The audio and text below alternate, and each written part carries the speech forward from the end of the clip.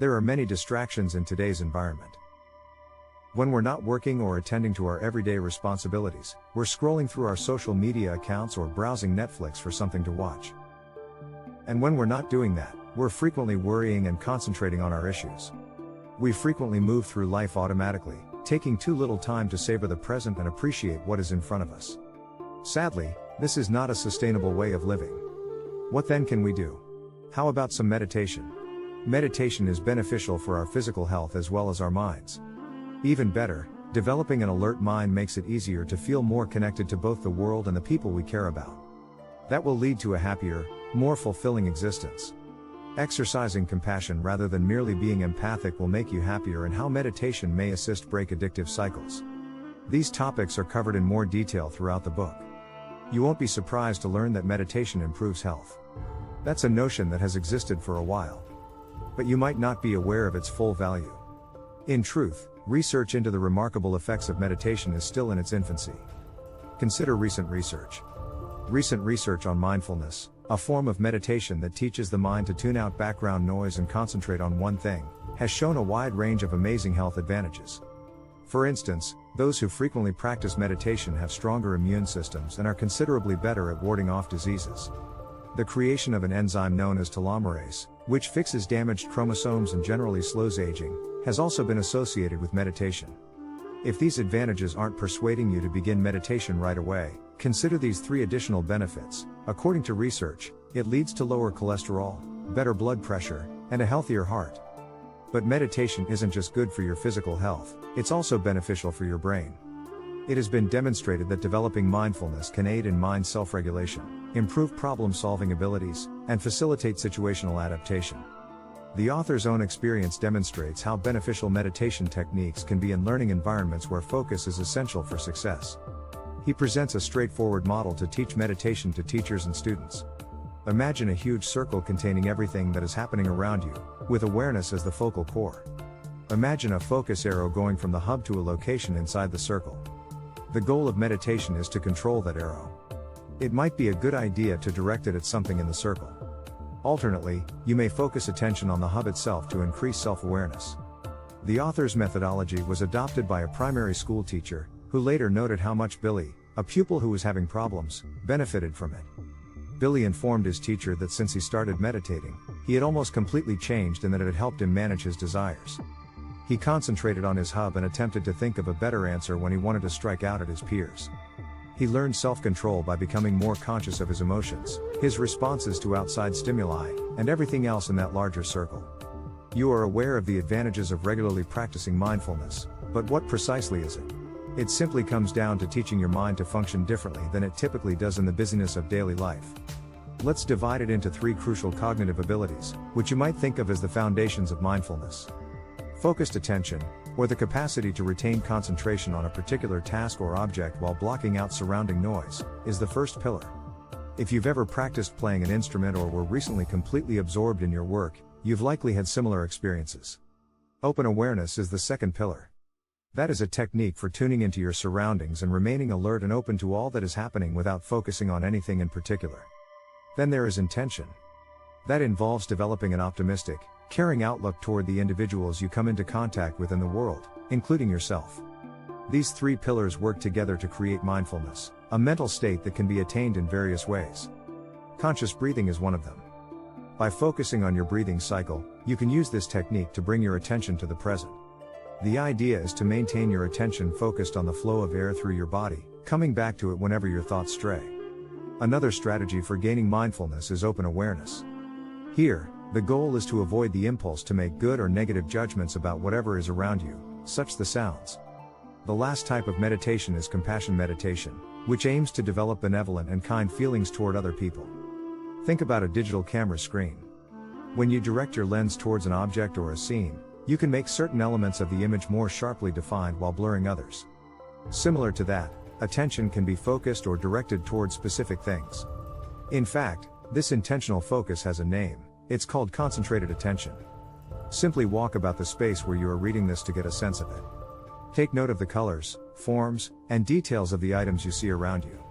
A purposeful, mindful registering of your surrounds is what focused awareness is. Now contrast that with a typical morning schedule. Half drowsy, you drag yourself out of bed and proceed to make breakfast, take a shower, and get ready for the day. By the time you leave the house, it's likely that you won't have noticed even the slightest aspect of the environment. That is a terrific illustration of non-focal attention, the second way the mind perceives the world. It's a really useful talent because it lets you finish mundane chores without using a lot of mental effort on them. There's a catch, though. It's all too simple to completely shut down once routines take over. If you want to be more conscious, that's an issue. Your mind has a tendency to stray from the present moment while you're operating on autopilot and having a non-focal experience of the world. When that happens, you start thinking only about the bad things and stop focusing on the choices you're making right now. But if you keep your attention on the now, you'll soon start to become aware of all the wise decisions you can make. Why not finally chat with that coworker you typically ignore today? If you do that, your life will be much richer. When it comes to navigating strange environments, maps are a need. They not only explain how to get from A to Z, but they also warn you about potential hazards.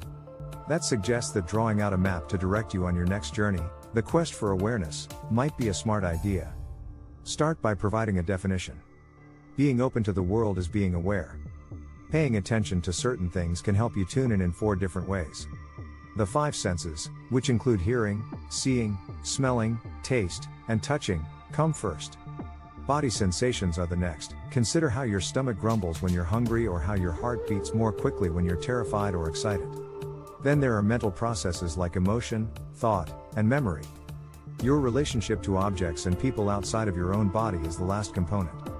A fantastic method to concentrate on these ways of seeing the world and raise your awareness of them is through meditation. Try out this easy exercise. You'll require a quiet area to sit in and 30 minutes of uninterrupted time.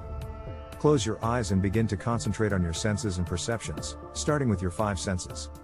Prior to going on to what you can see, you'll need to open your eyes for this section: taste, smell, and feel. Pay special attention to the sounds you can hear. Keep your focus on each sensation for around 30 seconds. Simply take it all in, trying not to pass judgment on whatever you see. Now consider your physical sensations, taking note of how your muscles and organs feel. Give each body part roughly 15 seconds of your time. After doing that, concentrate your thoughts in your head. Don't try to stop or reroute them, just let them come and go as they wish. Finally, spend a few minutes mentally connecting with the people in your life, including your friends, family, co-workers, and even strangers, and be sure to send them your love. Open your eyes and assess the situation. You might experience a significant increase in tranquility and connection. We all desire to experience a deep sense of connection with people, but we frequently struggle to do so. The cause? It's all too simple to mistake compassion for empathy. They aren't exactly the same thing, despite being closely related. Let's examine the details of why that is the case. Looking at how compassion is defined in many religious traditions is a wonderful place to start when trying to comprehend it. Most major religions place a high priority on compassion, and many of them believe that it improves community well-being in addition to making individuals happier. It's simple to understand why. According to them, the essence of compassion is being able to relate to another person's pain, asking what you can do to help, and, most importantly, taking action to lessen that suffering. The first component of the triad is empathy since, after all, to empathize with someone is to imagine yourself in their position. But that's insufficient. The empathic merely take on more suffering, which is a formula for unhappiness. Understanding the suffering of others without attempting to do anything about it. On the other side, if you go beyond and genuinely assist others, you're proactively lessening pain. In that case, everyone benefits. You will benefit in addition to those you assist. According to recent studies, even a brief period of time spent thinking kind thoughts about others can improve both your physical and emotional health. This is due to the fact that developing compassion has the effect of integrating your brain and improving the equilibrium between its many components. It has also been demonstrated that compassionate meditation, in which you concentrate on compassionate thoughts and sentiments, lowers inflammation and stress while also enhancing general heart health. The ability to translate compassionate thought into action is its best quality. You'll be more likely to recall significant events like birthdays or recognize when others need assistance if you spend more time considering the welfare of others. The Greek physician Hippocrates asserted that the brain is the origin of all human experience more than 2,000 years ago. The most recent scientific study has revealed a stunning truth that is causing many to reevaluate this age-old belief: the brain not only serves the body, but the body also serves the brain. The majority of the Earth's history has seen species without neural systems occupying the planet, as the physician and neurologist Antonio Damasio frequently notes in his books and lectures. In other words, the nervous system and the brain are relatively recent discoveries in the evolution of life on Earth. The body existed before to the brain, thus it is only because our bodies communicate with our brains that we are able to experience mental life. This means that the traditional idea of the brain functioning as the body's control center is no longer very plausible. The body evolved before the brain, as we now know. In fact, the necessity for a nervous system and a brain to regulate its biological functions arose only after the former had become more complicated. That realization is now being followed by scientists more and more logically. The brain serves the body. How does that affect the way we think about the brain? Speaking of the brain as a single organ housed inside the human skull is no longer particularly logical. It makes much more sense to think of it as something that permeates the entire body. In actuality, we all possess numerous brains, each of which originated before the brain's actual physical structure. These include the gut brain, the neural system that surrounds the intestines, and the heart brain, the neural system that surrounds the heart. Mindfulness and meditation can assist us in regaining contact with these other, less lionized brains.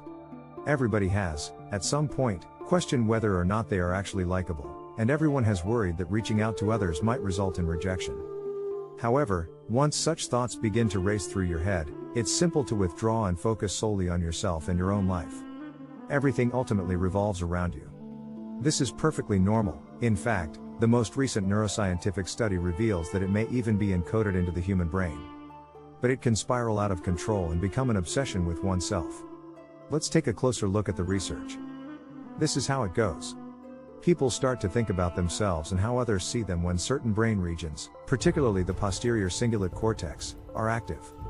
These brain regions, which are primarily found in the center of the brain, function as part of what neuroscientists refer to as the brain's default network when you're not doing anything specific. That explains why, if you've ever wondered why idling on the couch turns into all kinds of anxious thoughts about whether your coworkers or neighbors like you. This kind of conduct makes a lot of sense in terms of evolution. Your brain evaluates hazards and makes sure that you aren't about to be attacked by someone by being aware of yourself and paying attention to what other people are doing. When this area of the brain is overstimulated and you start to worry excessively about how you're perceived by others, issues begin to arise. The practice of meditation can help. It's a fantastic technique to regain equilibrium and combat the detrimental effects of your brain's hardwiring. Why? As we learned, meditation aids in the integration of the various sections of the brain. You begin to develop empathy and compassion as the default mode gets more integrated. That finally causes you to turn your focus from yourself to other people and their needs. You may feel helpless as a result of addiction. If you've ever battled addiction, you know how it may make you feel as though you have no option but to use the substance, whether it's cigarettes, television, or a sugary snack, you absolutely must have. But in reality, things don't operate that way. Addiction is only an illusion your brain creates, in actuality. Let's look more closely at addiction before discussing how meditation might assist you end your cycle of addiction. In essence, it's a result of the reward system in your neurological circuitry. The body releases dopamine, which makes people feel happy when they are enjoying themselves. Anything from chocolate to gaining many likes on social media to a bottle of red wine might act as a dopamine trigger. Unfortunately, availability to these things is increasing for everyone in modern culture, which makes it more enticing to grab for them again. Your brain uses the sense of craving you experience to set off actions that cause the release of dopamine. The issue is that it's simple to indulge in excessive pleasure. And the reward grows less potent the more you do it. Because, for example, consuming chocolate or spending time online doesn't offer you the same high as you once did, you eat even more chocolate or spend even more time online. This can quickly lead to a vicious cycle.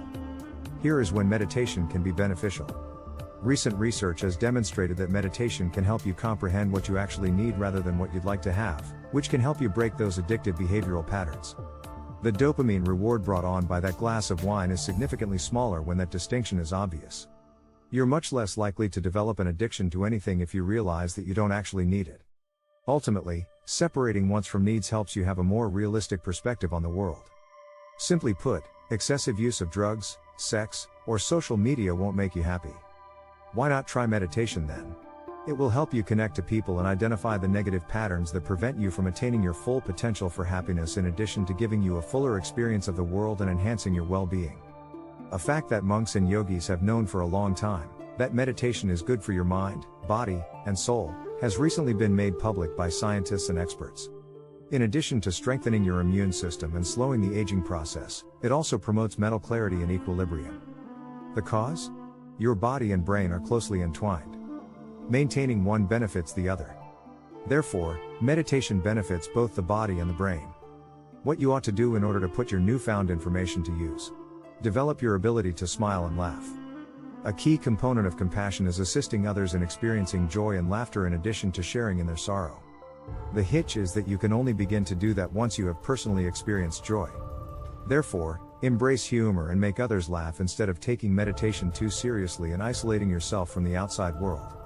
Not persuaded? Take it from the Dalai Lama, a charismatic spiritual figure with a great sense of humor who thinks that laughing and joy are crucial because there is so much suffering in the world. Further reading recommendations: Daniel Siegel's book Mindsight. The author of Mindsight, 2010, introduces the reader to the various elements that influence how we respond to problems in life. Our bodies, minds, and early experiences all affect how we feel. We can learn to control our emotions through Mindsight to enhance our relationships and general well-being. Thanks for watching.